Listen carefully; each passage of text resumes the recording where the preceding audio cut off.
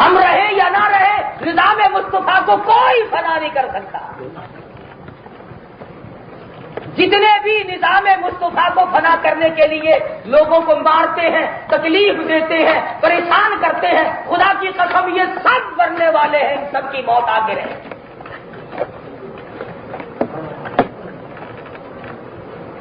لیکن ہم مریں گے کلمہ پڑھتے ہوئے، اور یہ انہی لوگوں کا نام لیتے ہوئے مریں گے آخری وقت میں بھی جن کی وجہ سے یہ لوگوں کو مارتے ہیں۔ خدا جب حساب و کتاب مانگے گا، اللہ پوچھے گا جب دنیا سے چلے تو کیا کر رہے تھے؟ کوئی ایک کہے گا میں کلمہ پڑھ رہا تھا، دوسرا کہے گا میں کلمہ پڑھنے والے کے اوپر لاٹھیاں برسا رہا۔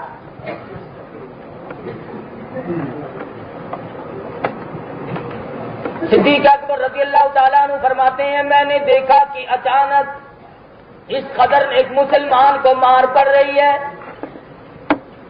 میں نے ان ظالموں سے کہا نہ مارو۔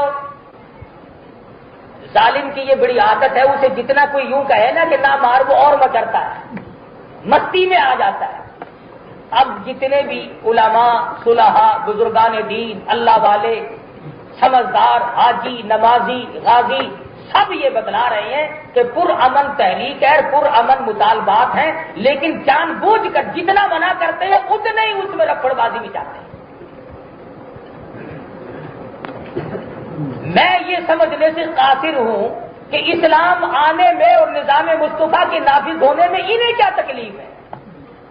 اگر قرآن کے دشمن ہو تو اعلان کرو سیدھا سیدھا کہ ہمیں قرآن پجارے نہیں آتا، اسلام نہیں آتا، نبی کی نبوت ہمیں راس نہیں آتی، خدا کی توحید ہمیں راس نہیں آتی، کھلے اعلان کرو، پھر یہ منافقت کیسی ہے؟ سیدنا ابو بکر صدیق رضی اللہ تعالی عنہ فرماتے میں نے منع کیا نہ مارو، غریب آدمی ہے، مسکین ہے، نہ مارو۔ انہوں نے کہا غریب کو مارنے میں تو مزہ آتا ہے، تکڑا کم مار کھاتا ہے، تکڑا کم مار کھاتا ہے۔ مار تو کھائے گا ہمیشہ غریب، مار کھائے گا کمزور، مار کھائے گا مسکین، لیکن اس وقت تک جب تک کہ اس کا خالق و مالک اس کا ساتھ نہ دے، اور جب وہ ساتھ دے گا تو پھر اس کا مقابل دشمن جو ہے وہ مرا مرایا۔ سیدنا ابوبکر صدیق رضی اللہ تعالیٰ عنہ فرماتے میں نے تو منع کیا کہ نہ مارو، غریب ہے، وہ اور مستی میں آ گئے۔ ابو بکیہ کی کمر پہ پشت پہ چھلانگیں لگانی شروع کر دی۔ فرماتے ہیں میں بالکل قریب کھڑا تھا، نزدیک تھا، اچانک میرے کانوں میں ابو بکیہ کی پسلیاں کڑاک کڑاک کر کے ٹوٹنے کی آواز آنے لگی۔ صحابی کی پسلیاں توڑ دی۔ جرم کیا ہے؟ کلمہ کیوں پڑھتا ہے؟ امام الانبیاء کی غلامی کیوں اختیار کی ہے؟ کالی کملی والے کا غلام کیوں بنا؟ قرآن پر ایمان کیوں لایا؟ اللہ کی توحید پہ ایمان کیوں لایا؟ انہوں نے بھی یہ اتہامی الزام نہیں دیا کہ ہماری چوری کی ہے، ہمارا کوئی نقصان کیا ہے۔ ابو بکر نے پوچھا لوگوں کیوں مارتے ہو؟ کہنے لگے جب تک یہ کلمے کا انکار نہ کرے اسی طرح سے مار کھانی پڑے گی۔ ابو بکر صدیق رضی اللہ تعالیٰ عنہ فرماتے ہیں میں دیکھ نہ سکا، میں سہ نہ سکا، میں نے اسی وقت انہیں کہا نیچے اتر جاؤ، ظالمو تمہارا غلام ہے، سودا کر لو میں خرید لوں گا۔ کہنے لگے ہاں ہاں یہ بات ممکن ہے کہ ہو جائے، لیکن یوں ہی چھوڑ دینا، دو راستوں کے سوا تیسرا کوئی نہیں، یا تو یہ جان سے مر جائے یا کلمے کا انکار کرے۔ ابو بکر صدیق رضی اللہ تعالیٰ عنہ فرماتے ہیں کہ میں نے ان سے سودا کرنا شروع کیا تو بڑی مشکل سے سودے پہ آمادہ ہوئے اور کہنے لگے ہم ابو بکیہ کے بدلے میں 200 دینار لیں گے، 200 دینار کے بدلے میں ہم اسے بیچ سکتے ہیں۔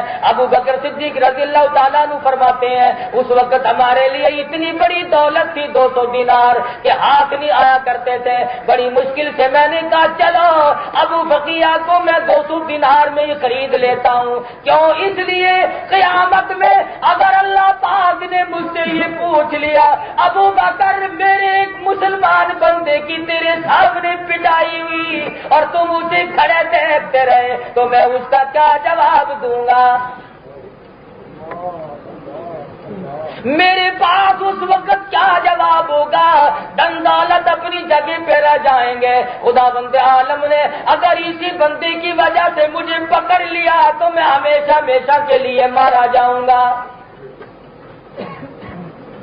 ابو بکر صدیق رضی اللہ تعالیٰ عنہ نے خرید لیا، ظالموں کے نیچے سے نکال لیا، انہیں پیسے ادا کر دیے اور ابو بکر صدیق نے نیچے سے نکال کر زخموں کی مرہم پٹی کی اور کپڑے جھاڑے اور جلدی سی ٹھنڈا پانی کا پیالہ لا کر ابو فقیہ کو پیش کر دیا. ابو فقیہ بڑی مار پڑی ہے، کلمے کی وجہ سے بڑی مصیبتوں کا سامنا کرنا پڑا، بڑی پیاس لگی ہے، حلق خشک ہو گیا، ایک بالش کے قریب زبان باہر لٹکی ہوئی میں نے دیکھی.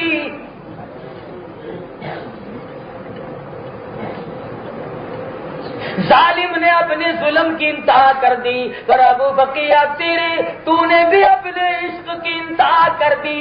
وہ کہنے لگا ابو بکر تیرے احسان کا بدلہ خدا دے گا، میں کیا بدلہ دے سکتا ہوں؟ میں غریب ہوں، میں نادار ہوں، میں مسکین ہوں، میں مفلس ہوں، میں فقیر ہوں، میں کیا بدلہ دے سکتا ہوں؟ میرا پروردگار تجھے اس نیکی کا بدلہ دے گا، پر پانی پینے کے لیے مجبور نہ کر، میں پانی پی نہیں سکتا.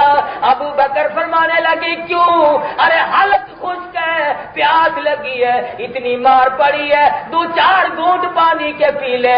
ابو بقیہ فرمانے لگے ابو بکر جانتے ہو کس وجہ سے مجھ پہ مار پڑی ہے، کیوں مجھے مارا گیا ہے؟ میں سرکار مدینہ کا غلام ہوں، یہی میرا قصور ہے، یہی میرا جرم ہے. میرا اعلان سنو، جب تک میں شربت دیدار نہ پی لوں، جب تک امام الانبیاء کا دیدار نہ کر لوں، ایک گھونٹ پانی کا میرے حلق سے گزرے گا نہیں.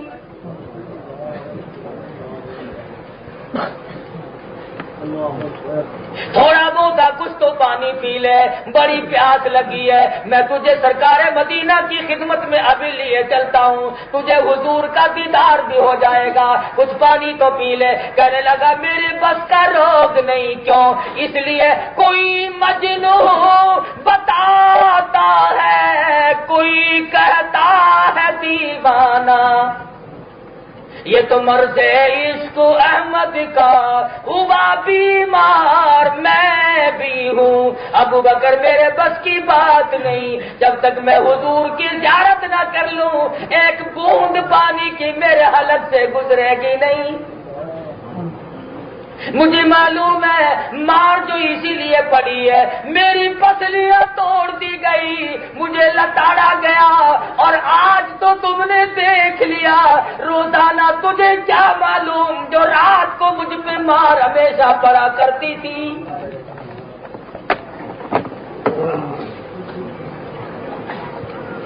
میں تو بڑی مار کھاتا چلا آیا ہوں. ابو بکر صدیق رضی اللہ تعالیٰ عنہ نے ابو فقیہ کو ساتھ لیا، سہارا دے کے لے کے چلے. ادھر کسی مسلمان نے جا کر دوڑ کر سرکار مدینہ کو بتلا دیا، عرض کر دیا ابو فقیہ کو بڑی مار پڑی ہے، اس کی پسلیاں توڑ دی گئی. ارے آج کسی کو چوٹ لگے گی اس کے گھر والے رویں گے، اس کے رشتے دار رویں گے، اس کے عزیز و اقربا رویں گے. خدا کی قسم ابو فقیہ کو مار پڑی، سرکار مدینہ روئے. حضور اکرم صلی اللہ تعالی علیہ وسلم رو رہے ہیں، میرے غریب صحابی او میرے غریب دیوانے، تجھے کلمے کی وجہ سے اتنی مار کھانی پڑی کہ تیری پسلیاں توڑ دی گئی، اور یوں بتایا گیا کہ پانی نہیں پیتا، دیدار کا مشتاق ہے.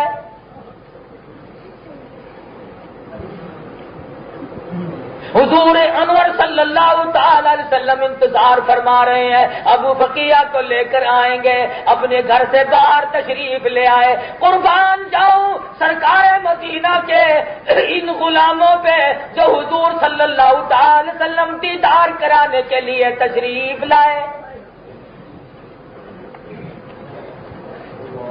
ارے ہمارا تو عقیدہ ہے آج نظام مصطفیٰ صلی اللہ علیہ وسلم کے لیے جو لوگ شہید ہو گئے، خدا کی قسم میرا ایمان ہے ان کی روحوں کا استقبال سرکار مدینہ نے فرمایا۔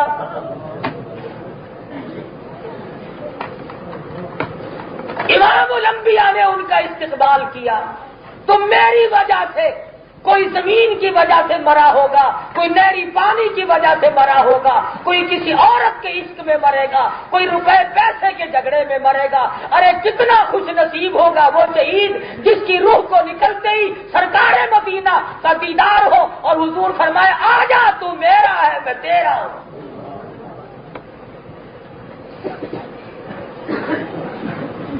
ابو بقیہ رضی اللہ تعالیٰ عنہ کو آہستہ آہستہ ابو بکر لے آئے۔ سرکار مدینہ صلی اللہ تعالی علیہ وسلم نے ابو بقیہ کو سینے سے لگا لیا، رحمت والا ہاتھ پھیرا، پاس بٹھا لیا، فرمایا ابو بقیہ میں نے سنا ہے بڑی مار پڑی ہے، پسلیاں توڑ دی گئی۔ ابو بقیہ عرض کرنے لگے میرے آقا ٹھیک ہے، جو کچھ میرے مقدر میں تھا وہ بن گیا، پر اتنا تو میں بھی جانتا ہوں بہشت سستی کوئی نہیں، اتنا مجھے بھی معلوم ہے کہ جنت سستی نہیں، ایسو آرام کرتے کرتے حرام کھانے والوں کو بہشت کی ہوا نصیب نہیں ہو سکتی۔ سرکار مدینہ صلی اللہ تعالی علیہ وسلم نے فوراً ارشاد فرمایا ابو بقیہ میں نے سنا پانی نہیں پیا؟ جی حضور نہیں پیا۔ فرمایا اب کیوں نہیں پیا؟ عرض کیا اس وقت میں پانی پیتا تو میرے منہ میں صرف پانی جاتا اور میری پیاس بجھتی، اب رحمت والے ہاتھ ہوں گے، میرا منہ ہوگا، مجھے یہیں بیٹھے بیٹھے حوض کوثر کا مزہ آئے گا، مجھے یہاں حوض کوثر کا مزہ ملے گا، میں یہاں پانی پیوں گا۔ سرکار مدینہ صلی اللہ علیہ وسلم نے رحمت والے ہاتھ سے پانی کا پیالہ اٹھایا اور ابو بقیہ نے یوں ہاتھ بڑھایا پیالہ لینے کے لیے، فرمایا ابو بقیہ ٹھہر جا، جب تم نے پیا ہی نہیں اور میرے ہاتھ سے پینا ہے تو اب میں اپنے ہاتھ سے ہی تجھے خود پلاؤں گا۔ سرکار نے رحمت والے ہاتھ سے ابو بقیہ کے منہ کو پانی کا پیالہ لگایا، ابو بقیہ نے رج رج کے پانی پیا اور کہنے لگا کیوں نہ پیوں، آج مجھے جنت کا مزہ آیا، آج مجھے حوض کوثر کا مزہ آیا، کیوں میرا یقین ہے ساقی کوثر چشم فیضا ابر نوازش لطف بداما رحمت حق کی بارش پہ ہم صلی اللہ علیہ وسلم۔ میں تو جس وقت پانی پی رہا تھا تو مجھے تو حوض کوثر کا مزہ یہی آ گیا۔ سرکار مدینہ نے دعا فرمائی، جلدی صحت یاب بھی ہو گئے۔